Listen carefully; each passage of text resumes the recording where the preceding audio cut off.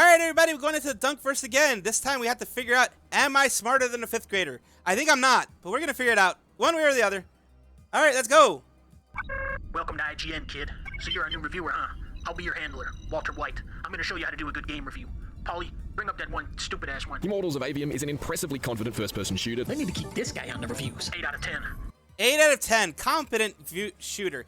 That came out during Starfield and it was just, it came out during a bad time. Came out during a very bad time.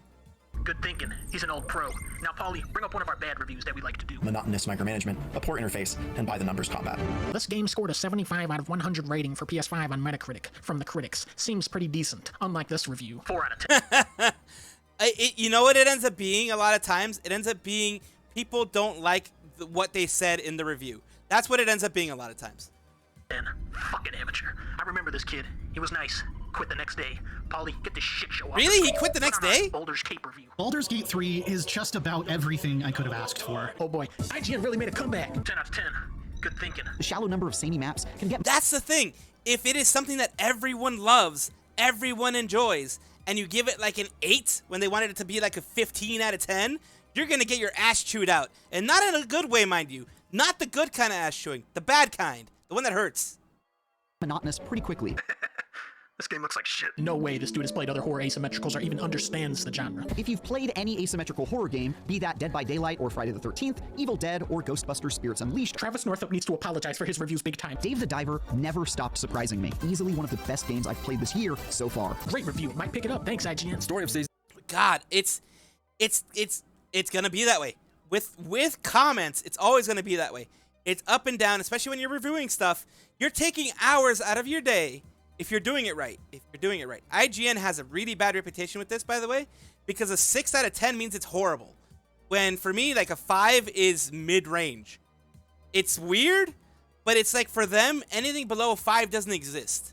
And it's like 5 from 5 to 10. It's basically a score of 1 out of 5. It's pretty basically what a 6 is.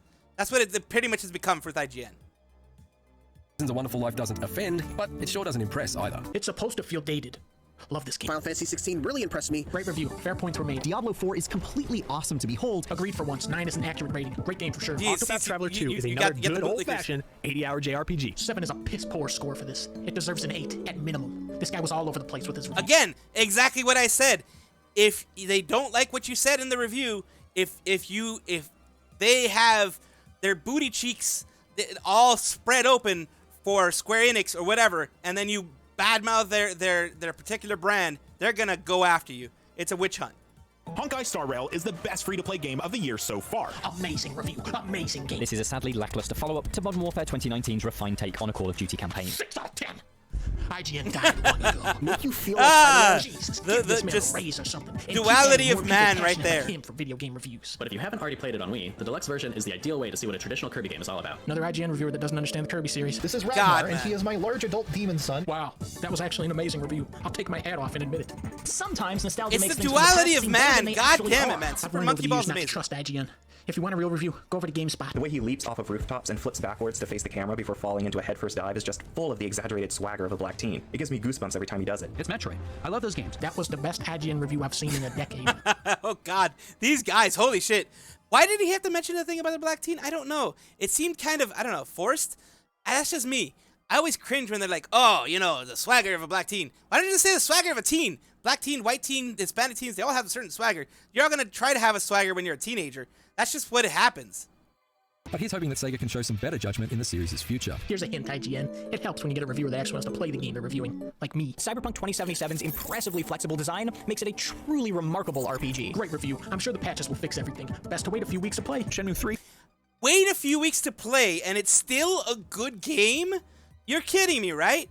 This is what I don't like about modern gaming. They have trained a lot of the people who buy these games to wait weeks before the game is actually playable.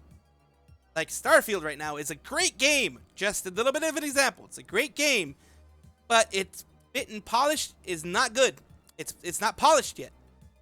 And that means that I would not spend $60 for it.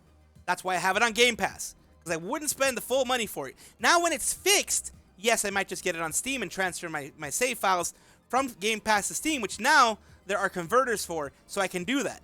I might just do that. But I will not pay actual money for the game specifically unless it is good.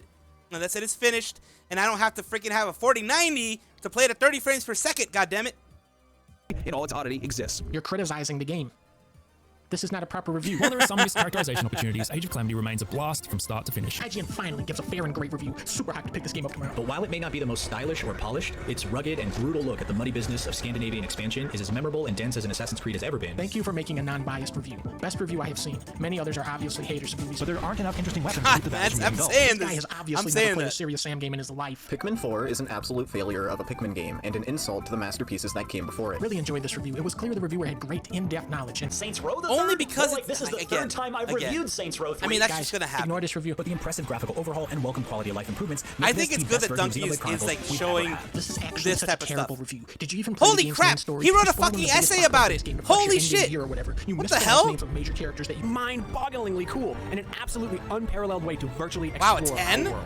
I don't review think was it's a 10. phenomenal. We need more reviews like this, IGN. Give this man a raise. But those few bright spots aren't enough to bring Battle for Bikini Bottom's passable but simplistic gameplay up to the standard of a 2020 platformer. This is why gamers should review games, not journalists. Oh god, there we go Kingdom again. Hearts 3's Remind DLC is oddly jumbled.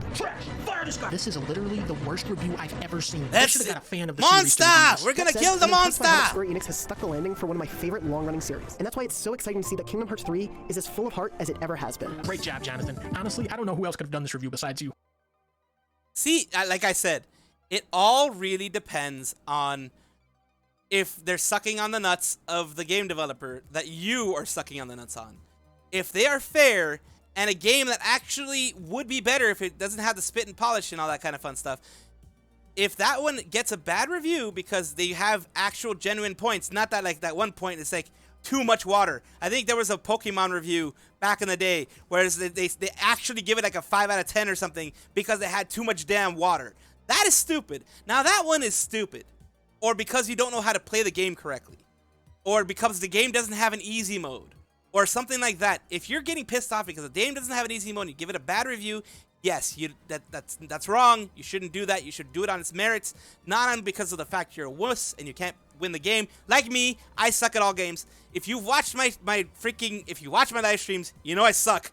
But I don't say, this game sucks. No, I say, I suck at this game. That's why I'm getting pissed off. This game has good parts of it, but I'm getting pissed off because I suck at the game. That's what I do. Again, if you want to continue this conversation, of course, the comments are down below. I will be more than happy to read and respond to everything you say, whether it be positive or negative. It is an open forum down there. You all know that. I know that. Thank you so much for being here. This is the Mad Salvi saying I will see you all next time. Bye-bye.